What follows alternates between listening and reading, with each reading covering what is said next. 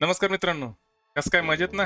आणि मजेतच राहा. आणि मजेत शिकण्यासाठी आमच्या चॅनलला फॉलो करा. चॅनलचं नाव आहे सीमाचंदन एज्युकेशन. सहज सुचलं म्हणून सांगतो. मित्रांनो, आयुष्यात दोन प्रकार जगतायत. एक, आपल्या अटीवर आयुष्य जगतायत. नाही तर आयुष्याच्या अटीवर आपल्याला जगावं लागतं. 99% लोक हे दुसऱ्या प्रकारचं आयुष्य जगतात.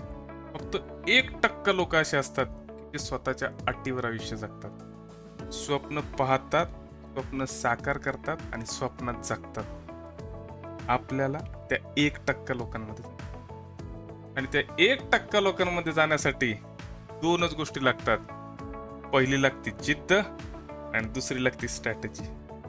जिद्द तुमच्याकडे आहे, स्ट्रॅटेजी आपण आहोत ना स्ट्रॅटेजीसाठी. चला मग आजच्या टॉपिकला सुरुवात करू. टॉपिकचं नाव आहे मुख्यमंत्री. छोटासा टॉपिक आहे, 10 मिनिटाचा. मागच्या वर्षीच्या प्रश्नपत्रिकांचा रेफरन्स घेऊन सांगितलेला आहे.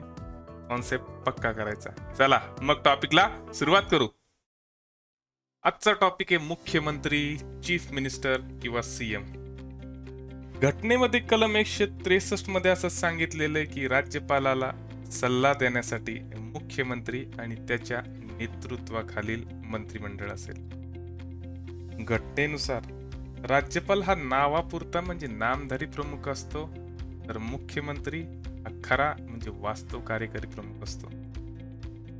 घटनेमध्ये मुख्यमंत्र्याच्या नियुक्तीची का निवडीची कोणतीच पद्धत दिलेली नाही. फक्त कलम 164 नुसार असं सांगितलेलं आहे की राज्यपाल हे मुख्यमंत्र्यांची नियुक्ती करतील. पण राज्यपाल स्वतःच्या मनाने नियुक्ती करू शकत नाही स्वेच्छाधीन अधिकार सोडले तर. त्यांना ठरलेल्या संकेतानुसार विधानसभेमध्ये जो काही बहुमतवाला पक्ष आहे त्याच्या नेत्याला मुख्यमंत्री म्हणून नेमावं लागतं. कॉन्सेप्ट पक्का. राज्यपालाला दोन गोष्टीबाबत स्वेच्छाधीन अधिकार असतो मुख्यमंत्री नियुक्त करताना. पहिलं, जर विधानसभेत कोणत्याच पक्षाला स्पष्ट बहुमत नाही अशा वेळेस राज्यपाल त्या विधानसभेमधील सर्वात मोठ्या पक्षाच्या नेत्याला मुख्यमंत्री म्हणून नियुक्त करतो आणि 1 महिन्याच्या आत त्याचं बहुमत सिद्ध करायला लावतो. पहिली कंडिशन. दुसऱ्या कंडिशन मध्ये जर का एखादा मुख्यमंत्र्याचा पदावर असताना मृत्यू झाला त्यावेळेस सुद्धा राज्यपाल स्वेच्छाधिकार वापरू शकतो. पण त्याच्यात पण एक अट आहे. जर सत्ताधारी पक्षांनी त्यांचा मुख्यमंत्री किंवा त्यांचा नेता निवडला असेल तर त्या केसमध्ये राज्यपालाला त्याचीच नियुक्ती मुख्यमंत्री म्हणून करावी लागते. राज्यपालाचा स्वेच्छाधिकार असतो कलम 163 नुसार. कॉन्सेप्ट पक्का. राज्यपालाच्या स्वेच्छाधीन अधिकारावरून आपल्याला एक गोष्ट लक्षात येते की एखाद्या व्यक्तीला जर मुख्यमंत्री म्हणून नेमायचं झालं तर त्याने पहिल्यांदा विधानसभेत आपलं बहुमत सिद्ध करायला पाहिजे, नंतरच मुख्यमंत्री व्हायला पाहिजे अशी काही तरतूद घटनेमध्ये नाही. राज्यपाल अगोदर एखाद्या व्यक्तीला मुख्यमंत्री म्हणून नेमू शकतात आणि 1 महिन्याच्या आत त्याला बहुमत सिद्ध करायला लावू शकतात. असं पण घटनेमध्ये कंपल्सरी दिलेलं नाहीये की विधिमंडळाचा म्हणजे विधानसभेचा किंवा असली तर विधान परिषदेचा सदस्यच मुख्यमंत्री होऊ शकतो. एखादा माणूस जर या दोन्ही ग्रहाचा सदस्य नसला तरी सुद्धा मुख्यमंत्री म्हणून नेमला जाऊ शकतो. फक्त अट एवढीच आहे की तो एकदा मुख्यमंत्री म्हणून नेमला गेला की त्याला दोन्ही ग्रहापैकी एका ग्रहाचं सदस्यत्व मिळवावं लागतं 6 महिन्याच्या आत. नाही मिळवता आलं तर त्याचं सदस्यत्व रद्द होऊन जातं, त्याचं मुख्यमंत्री पद रद्द होऊन जातं. मुख्यमंत्री हा कुठल्याही ग्रहाचा सदस्य असू शकतो. तो विधान परिषदेचा असला तरी चालतो, विधानसभेचा असला तरी चालतो. असं काही कंपल्शन नाही की तो फक्त विधानसभेचाच असायला पाहिजे सदस्य. विधान परिषदेचा असला तरी मुख्यमंत्री होऊ शकतो. आता पाहायचं की शपथ कोण देतं मग या मुख्यमंत्र्याला. साहजिकच राज्यपाल नियुक्त करतो तर शपथ कोण देणार आहे, तर राज्यपालच देणार. मुख्यमंत्री या नात्याने वेगळी शपथ दिली जात नाही, तर त्याला एक मंत्री म्हणूनच शपथ दिली जाते. कारण 3ऱ्या अनुसूचीमध्ये मुख्यमंत्र्याची नाही तर मंत्र्याच्या शपथेचा नमुना दिलेला आहे. आलं लक्षात? कॉन्सेप्ट पक्का. आता आपल्याला पाहायचा आहे मुख्यमंत्र्याचा कालावधी. घटनेत मुख्यमंत्र्याचा कालावधी निश्चित दिलेला नाही. त्याला वाटलं तर तो राजीनामा देऊ शकतो. जोपर्यंत विधानसभेमध्ये त्याला बहुमत आहे, तोपर्यंत तो पदावर राहणार आहे. ज्या दिवशी बहुमत संपलं, त्या दिवशी त्याला राजीनामा द्यावा लागतो. त्यांनी राजीनामा नाही दिला, तर राज्यपाल पदावरून दूर करू शकतो. एखादा मुख्यमंत्री जर पदावर असताना मरण पावला किंवा एखाद्या मुख्यमंत्र्यांनी राजीनामा दिला, तर संपूर्ण मंत्रिमंडळाने राजीनामा दिला असं मानलं जातं. पण साहेब, पक्का.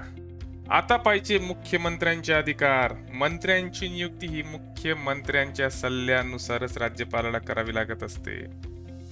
मुख्यमंत्रीच मंत्र्यांमध्ये खाते वाटप करत असतात किंवा त्यांच्यामध्ये खाते बदल सुद्धा करत असतात. मंत्र्याला राजीनामा द्यायला लावू शकतात. नाही दिला त्यांनी तर राज्यपालाला सांगू शकता की याची हकालपट्टी करा. मुख्यमंत्रीच असतो जो मंत्रिमंडळाच्या सभेचं अध्यक्षस्थान भूषवत असतो. सीएमचा राजीनामा म्हणजे संपूर्ण मंत्रिमंडळाचा राजीनामा धरला जातो. त्याच्यामुळे मंत्रिमंडळाला सीएमच्या मर्जीनुसार म्हणा किंवा सीएमच्या आदेशानुसारच काम करावं लागतं. मुख्यमंत्री म्हणजे राज्यपाल आणि मंत्रिमंडळ यांच्यामधला दुवा असतो. कलम 167 नुसार राज्य कारभाराची माहिती, मंत्रिमंडळाचे निर्णय आणि राज्यपाल मागवल ती माहिती मुख्यमंत्र्याला राज्यपालाला द्यावंच लागत असते. राज्यपाल प्रमुख प्रशासकीय नियुक्त्या करताना जसे एमपीएससी आयोगाचे अध्यक्ष जरी निवडायचे झाले त्यावेळेस सुद्धा मुख्यमंत्र्यांचा सल्ला घेत असतो. राज्य निवडणूक आयुक्त असो किंवा राज्य वित्त आयोगाचा अध्यक्ष असो, यांची नियुक्ती करताना सुद्धा राज्यपाल मुख्यमंत्र्यांचा सल्ला घेत असतो. मुख्यमंत्र्यांचे इतर अधिकार जर म्हणले तर विधानमंडळांची अधिवेशनं बोलवण्याचा सल्ला मुख्यमंत्री राज्यपालाला देत असतात. विधानसभा विसर्जित करण्याचा सल्ला सुद्धा मुख्यमंत्री राज्यपालाला देऊ शकतात. विधानसभेमध्ये सरकारी धोरणांची घोषणा करण्याचं काम मुख्यमंत्री करत असतात. राज्य नियोजन मंडळाचे ते अध्यक्ष असतात. विभागीय परिषदा ज्याच्यामध्ये सर्व राज्यांचे मुख्यमंत्री असतात आणि या विभागीय परिषदेचा अध्यक्ष हा गृहमंत्री असतो. उपाध्यक्ष पद मात्र मुख्यमंत्री भूषवू शकतो. एका वेळी एक आणि रोटेशनल पद्धतीने हे उपाध्यक्ष पद दिलं जातं. आंतरराज्य परिषदेचे आणि राष्ट्रीय विकास परिषदेचे सदस्य म्हणून सुद्धा मुख्यमंत्री काम पाहत असतात. राज्य शासनाचा प्रमुख प्रवक्ता म्हणून मुख्यमंत्र्याकडे पाहिलं जातं. अशा प्रकारे मित्रांनो आपण महत्वाच्या ज्या काही गोष्टी होत्या या टॉपिक रिलेटेड त्या सगळ्या पाहिलेल्या आहे. पेपरला याच्यावरच येतं मुख्यमंत्री पदावर जे काय विचार. आता आपल्याला पाहायचंय की आयोगाने मागच्या 2 ते 3 वर्षामध्ये कोणते प्रश्न या टॉपिकवर विचारलेले. तुम्ही व्हिडिओ व्यवस्थित पाहिला असेल तर द्या 20 ते 25 सेकंदाचा वेळ घ्या, बरोबर उत्तर येणारच आहे समोर. चला मग आपण प्रश्न सोडू.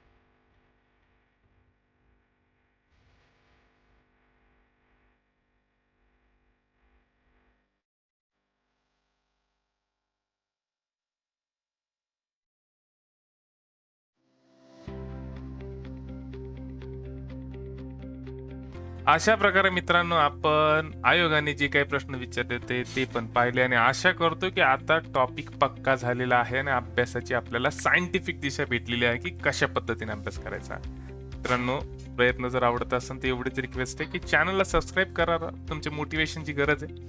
चला भेटू पुढच्या व्हिडिओमध्ये. तोपर्यंत झटून अभ्यास करा आणि मन लावून अभ्यास करा आणि आयुष्य आपल्या अटींवर जगा. चला भेटू परत.